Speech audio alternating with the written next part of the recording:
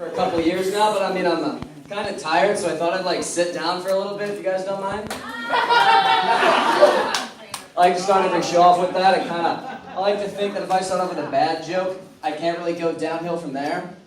I like to start off with a review of my past. I like to start off with a Christmas story, if you guys don't mind. It's a little out of season, but I think it's great. Back when I was about 3, my other sisters were about 6, 8, and 10. That was before my little sister was born, thank God. But anyway, so it was Christmas morning. My parents are sleeping in late. What parent doesn't like to sleep in late on Christmas?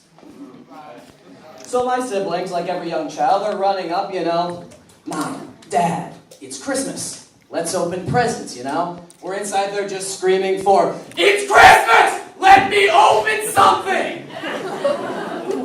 But they won't release it just yet. They'll wait till like 5 times later. So it's been about like a half hour, and they couldn't get them up. So they think of one thing. They turn, and in the back corner of the room is little me, who will basically do anything for a cookie.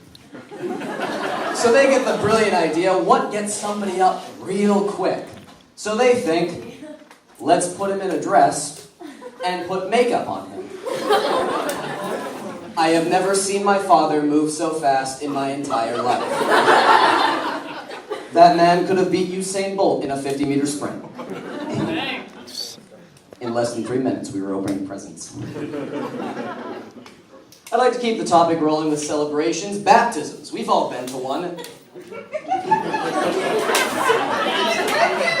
My favorite baptism was not my own, in fact. About a year and a half ago, I was in New York with my aunt, my little sister, my younger cousin, and my grandparents. A little backstory, my grandparents are Irish. 2 things the Irish are known for: potatoes and being very, very, very, very Catholic people. Missing Mass for my grandparents is like the end of the world. They don't do it, ever. Anyway, so it's like 9 o'clock in the morning in New York. We're driving around the street looking for a church like everyone does in New York, Building, building, building cathedral. So we stop in, and nothing seems out of the ordinary. We sit down about halfway on the back of the right side, and when the Mass begins, something hits us. It's not in English. Not only did we go to a Spanish Mass, we went to a Spanish baptism. Yes, we crashed a baptism. That's not the funniest part of this story. What is halfway through the Mass, I think he was doing something with the baby's head. I don't remember. I couldn't read it. It was like, what's he saying? I don't know. But anyway, my grandfather leans over and he says, if anyone asks, we're cousins on the father's side.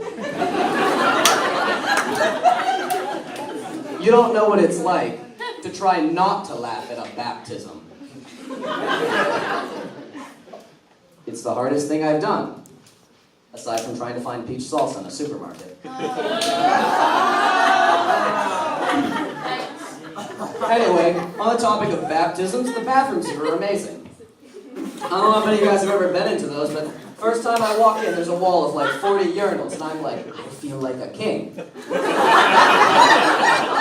I really don't know what the girls do, though. It's like you walk in, there's 2 stalls. Like, if there's more than like 2 of you, guys just have like a battle to the death in the bathroom. It's like, I really need to pee, but I have to go much work. Great, look at you. And it's like whoever comes out, it's like a girl walks in, she's like, I really gotta pee. Not time. But I don't know, walking into those bathrooms for this first time, it's like you're a king. You walk in, I don't like that one. I don't like that one. This one's nice, but the curves are a little off. I think I'll go with this one. Oh, no. That one. That's the one. But maybe if I could get like gold, platinum seed, maybe. A handle of fine crystal. If anyone made that, I'd pee in it in an instant. Just to say I did. The next part of this is more for the guys, but I think the girls will get a great laugh out of it. Every guy knows the code. When you're in a bathroom, 1 space between each person. And don't talk to people! I was once at work, leaving my shift, And I'm sitting there at the urinal peeing, because, I drank like 4 Mountain Dews in that one day. All larges. And, a guy walks in, I'm sitting here, he walks in, and he turns to me and says, you know, you guys do great work here. And I'm sitting there, like, here, and I'm just like, turned to the guy, and I'm thinking in my mind, like, what am I supposed to say to that? Like, thanks, guy, you know, I don't really know you and I'm peeing, but thanks for the compliment. It's like, can you wait 10 minutes and tell me? It was one of those moments where I'm kind of like, thank you.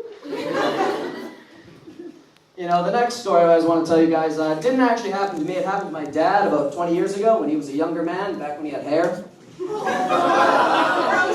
I like to make that joke a lot. I'll walk in and be like, hey, Dad, you're looking great today. Maybe a little more hair, though.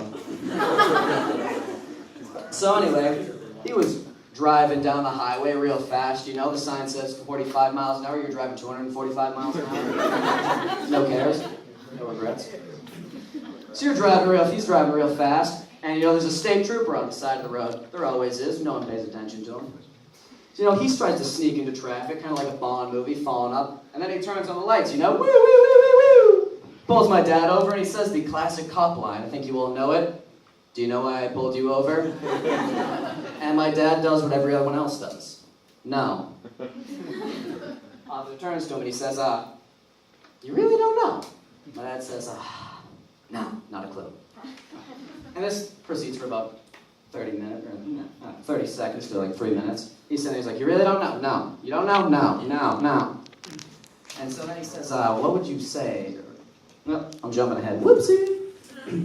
He says, do you know how fast you were going? Obviously, my dad says, no.